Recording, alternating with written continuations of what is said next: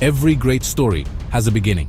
Neymar da Silva Santos Jr.'s story began in a small city called Mogi das Cruzes in São Paulo, Brazil. He was born on February 5, 1992. His father, Neymar Sr., was also a professional footballer. Football was in his blood. It was his destiny. From the moment he could walk, a ball was at his feet. Dusty streets, tight indoor futsal courts. Here, he learned the rhythm of the game. He learned the magic that would one day captivate the entire world. This was his ordinary world.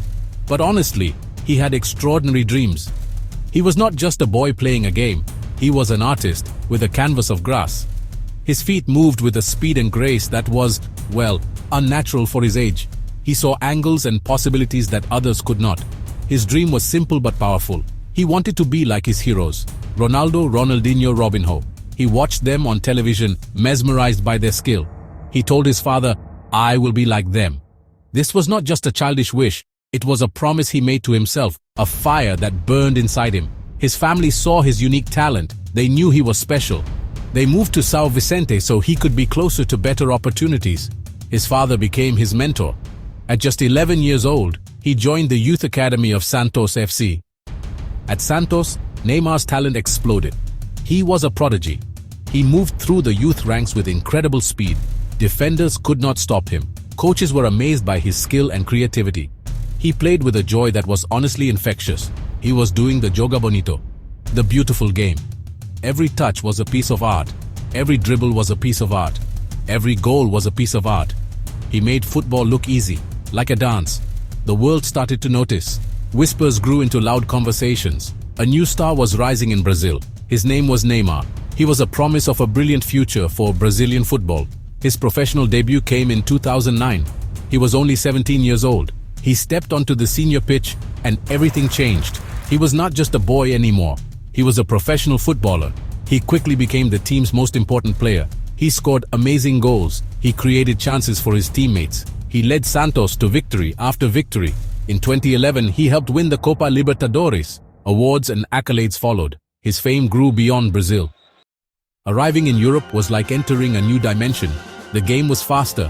The defenders were stronger. The media scrutiny was relentless. At Barcelona, Neymar was no longer the sole superstar. He was part of a legendary trio with Lionel Messi, Luis Suarez. They were called MSN. This was a great test of his character. He had to adapt. He had to learn to be part of a team of equals. Some people doubted him. They said he was too flashy, too individualistic for European football. They questioned if his Brazilian flair could succeed at the highest level. The challenges were not just on the pitch. Life in a new country was difficult. He had to learn a new language. The pressure to succeed was enormous. Every move he made was analyzed. Every mistake was criticized. Then came the injuries. A footballer's body is his greatest tool. He suffered back injuries, foot injuries that kept him off the field for long periods. These were dark times. A fractured vertebra ended his tournament. Brazil, without its hero, suffered a humiliating defeat to Germany. The nation was in mourning, a moment of profound despair, a true ordeal for any athlete. Neymar did not fall. He rose. He faced his challenges with courage and determination. After the heartbreak of the 2014 World Cup, he returned to Barcelona more focused than ever. He used the pain as fuel. He worked tirelessly to recover from his injuries. He refined his game, becoming not just a brilliant dribbler. He became a clinical finisher. He became a selfless creator, alongside Messi and Suarez. He formed one of the most fearsome attacking trios in the history of football. They were a symphony of skill, a blur of motion that opponents could not contain. The reward for his perseverance was immense. In the 2014 to 2015 season, he helped Barcelona achieve the historic treble. They won LaLiga. They won the Copa del Rey.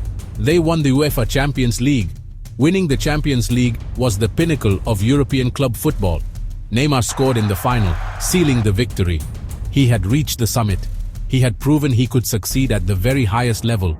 He had silenced the doubters and overcome the shadows that had threatened to engulf him.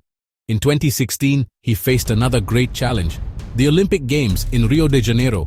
Brazil had never won an Olympic gold medal in football. The pressure on Neymar, as the team captain playing on home soil, was unimaginable. He stepped up to take the final decisive penalty. He scored. Brazil had finally won gold. Today, in the late summer of 2025, Neymar Jr. is more than just a footballer. He is a global icon. His journey from the streets of Mogi das Cruzes to the grandest stadiums in the world is a story of hope and resilience. He is a hero to millions young boys, young girls in Brazil and across the globe. They see his flashy skills, his joyful smile, and his incredible goals. But they also see his scars. They see the times he was knocked down, injured, and doubted. They see that he always got back up. His story teaches them that talent is a gift, but perseverance is a superpower. His status transcends the sport. He is a brand, a fashion icon, a social media phenomenon. But at his core, he remains the boy who loves football. You can still see it in the way he plays. The joy, the creativity. He has brought a unique Brazilian flair back to the forefront of the global game. His journey continues to inspire us all.